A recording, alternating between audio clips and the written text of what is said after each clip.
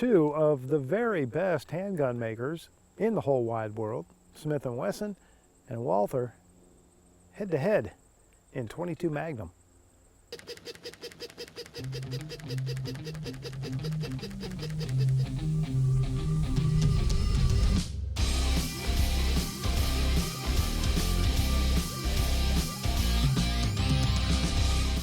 Okay, so the first thing I'm going to do after I'm done making this video is fire my lighting director.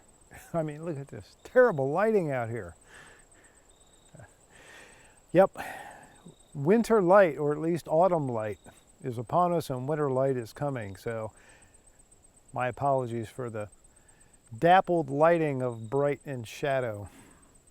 But the reason I'm out here at the range today, and it is otherwise quite a beautiful fall day, is to take a look at the Smith & Wesson and the Walther .22 Magnum semi-automatic pistols, both relatively recent to market, and just compare the two, see what I think about each one versus the other, kind of compare and contrast, if you will. If you're thinking about a .22 Magnum semi-automatic pistol, and there's no reason you shouldn't, these are probably, I want to say they're the two best to consider. I'm having a hard time thinking why there wouldn't be the only two to consider, to be very frank. I mean, this is just an opinion. You come here for my opinion, that's what you're going to get. You may not always agree with it, and that's okay.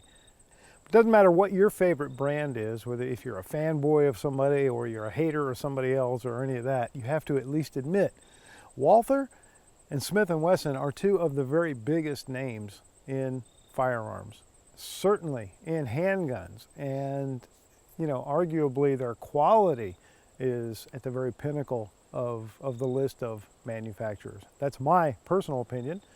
Yeah, so if I had to list my 10 favorite handgun manufacturers, Walther and Smith & Wesson are gonna, you know, be way up at the top.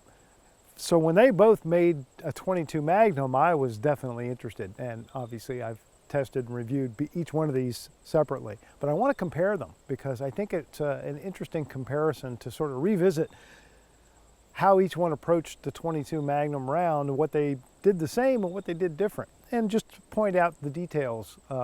This one does it this way, this one does it that way, or feels this way or feels that way. So I'll give you my opinions as we go. I will always try to back up my opinion so that you understand where I'm coming from. Even if you don't agree with me, at least you'll understand why I'm saying what it is I'm saying. Give you an opportunity to agree or not agree. So, without further ado, two of the very best handgun makers in the whole wide world, Smith & Wesson and Walther, head to head in .22 Magnum. Okay, so right off the bat, without firing a shot, there's one huge difference between these two. Right, so here in my right hand is the Walther magazine. It is a 15-round magazine. It's a nice magazine. I'll talk a little bit more about that down the road. This is the Smith & Wesson magazine. It is a 30-round magazine. They're, you know, virtually the same size as far as their profile, right? When you turn them this way, maybe it's better if I show you the back. If you turn them this way, you can see that the Smith is just about almost twice as thick, at least on the back side. So this is a double stack or staggered stack magazine. They're fitting 30 rounds in the same space. The Walther's fitting 15. So clearly that's a huge advantage, right, for the Smith, unless that causes problems. And we've all seen, I've never been able to get the Keltec magazine to work. And so I was a little fearful that that this might be a similar situation. Hasn't really been my experience. So, all right, let me get down to it. I'm going to start shooting. I'm going to start with the Walther just because it's the one I happen to be holding at the moment. So, as I said, the WMP, boy, it just has that Walther PPQ feel. It is just so nice. The ergonomics of the Walther are just incredible to me. controls on the outside of this gun are pretty minimal. You have a takedown lever, which obviously you're not going to use at the range, hopefully, if you're having a good day at the range. And you basically have your slide stop, slide release, and that is an ambidextrous control, so you have that on either side. There is no manual safety on this pistol. And then we have our magazine release, which is an ambidextrous control. And that's a nice touch. It is the American style push button. So kind of interesting that they made an ambidextrous control, but made it in the American style instead of the paddle. Okay, I'm going to try to charge the gun using the slide release and see if it causes any malfunction. Nope, looks good. Okay, off we go with the Walther. Great set of sights.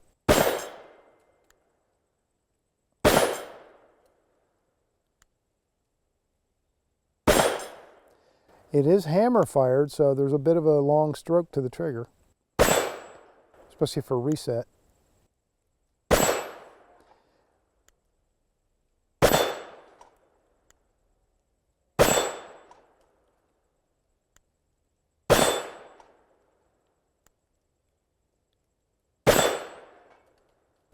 And the accuracy just seems so dead on.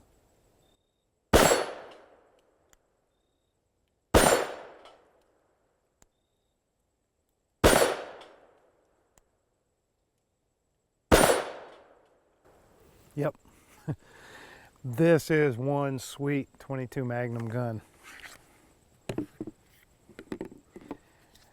Now, the Smith & Wesson with the 30 round magazine, and I will pause to say that the Walther magazine has that helper, you know, where you can pull the follower and spring down as you load the rounds, and I love it, absolutely love it. It works fantastic.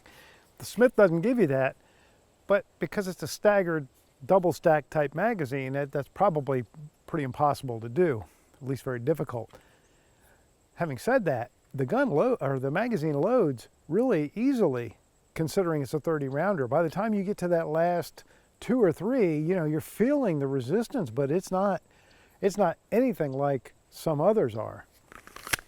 You're not bending that last round trying to get it into the magazine. I've had that happen. Okay, same thing, I'm going to charge the gun using the slide stop, slide release, which is also an ambidextrous control. This gun does have a manual safety, which is ambidextrous. And the manual safety, as you just saw, can be engaged with the slide locked back. So that means I can charge the gun with the safety on, which is an extra level of safety. Okay, charged just fine, fed that first round. Magazine release is not ambidextrous on the Smith. It is a typical M&P magazine release, and you know, works just fine, but that's what it is. It's not an ambi control like it is on the Walther. The safety is nice, it works fine, and the sights are also very good on the Smith. I have a green dot out front on the Smith and a red dot on the Walther, in case you have a color preference.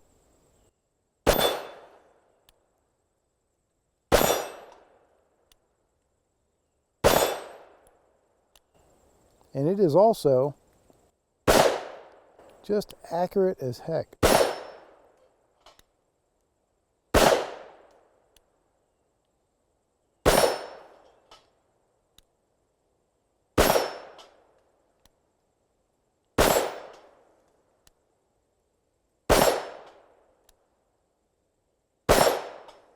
Putting them a little low, I think.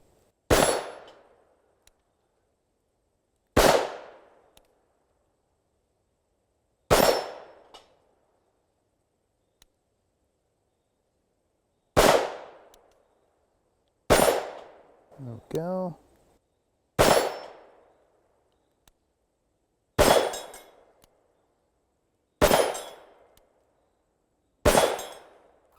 $30 rounds is a lot of shooting, isn't it?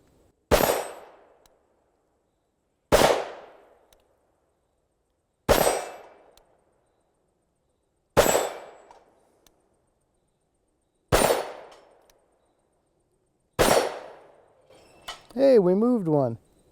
All right, that was 30 finally.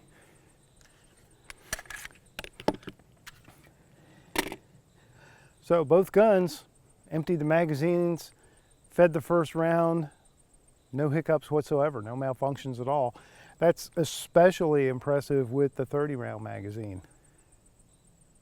All right, I'm going to jump back to the Walther and do the other magazine of 15 rounds. That'll give me the same number of rounds through both. That's right, I was a math major. No problem loading, and that can be a problem for 22 Magnum. It is such a long, skinny cartridge that it can have trouble loading in a lot of guns. Okay, back at it with the Walther. The Walther feels like it's a little bit more dialed in to these sights. Like it's putting them dead on. Where with the Smith, I think I had to hold a little higher.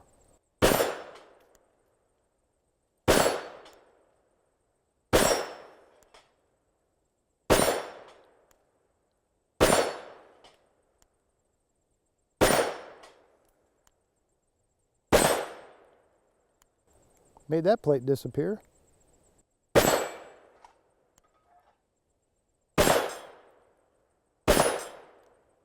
Okay, so 30 rounds through each gun. Well, the magazine doesn't really drop, you got to pull it out. 30 rounds through each gun with 0 malfunctions, 0 problems of any kind, and both of them darn good shooters. All right, both of these guns put the rounds on steel very well for me. I'm going to test the accuracy, or at least I'm going to test my accuracy with the guns. So I'm going to shoot offhand 15 yards at 2 orange dots on a target down there, and 10 rounds each gun, and we'll just see if there's any significant difference, and if so, I'm going to try and think about why that might be. I'm going to start out with the Walther, and I'll shoot the dot to the left with the Walther, 10 rounds.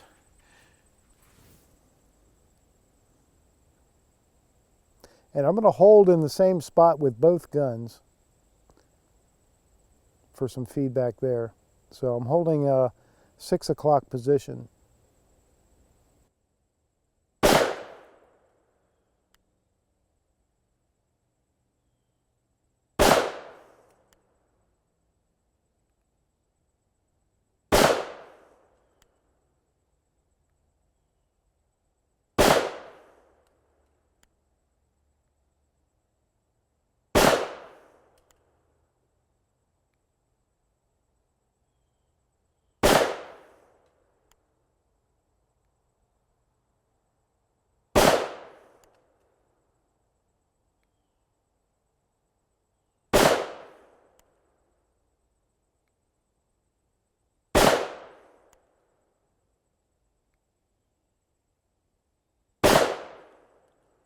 All right, there's 10 rounds from the Walther. All right, drop free that time. Now, 10 rounds from the Smith & Wesson.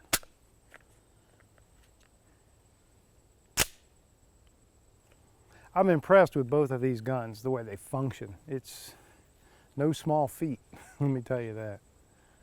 All right, Smith to the other dot. Same hold position. I'm going to hold 6 o'clock on the orange dot.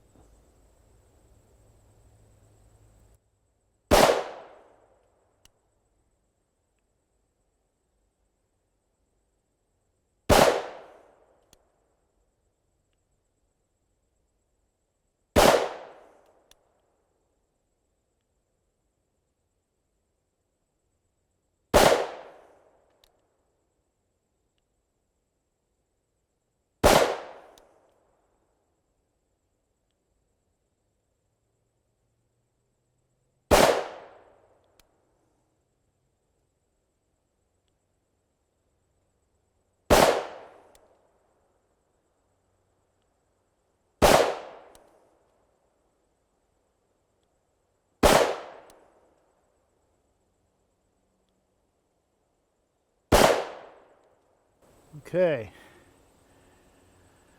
So yeah, it definitely looks like it put them low left a little bit.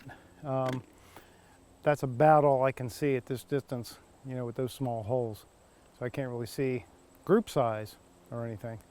So I'll have to measure those and take a look at them back at the workbench. Okay, so just a few words of wrap up.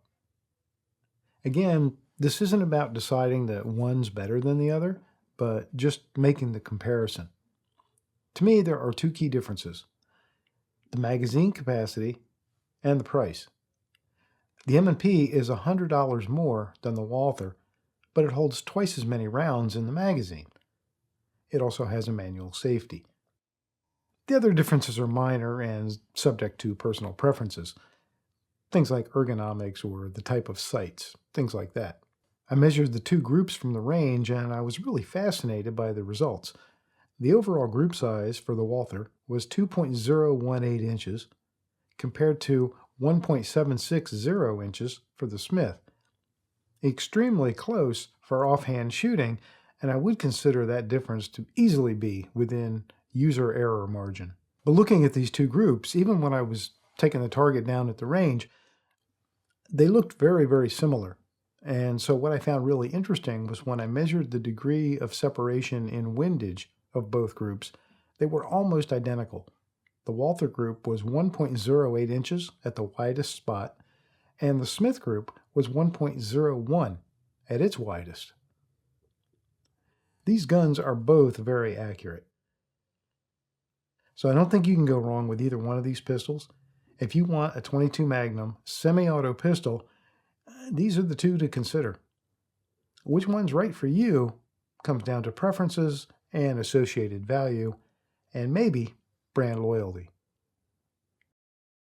You might be a Smith & Wesson fan, or you might be a Walther fan. Either way, I would like to play for you the song of my people.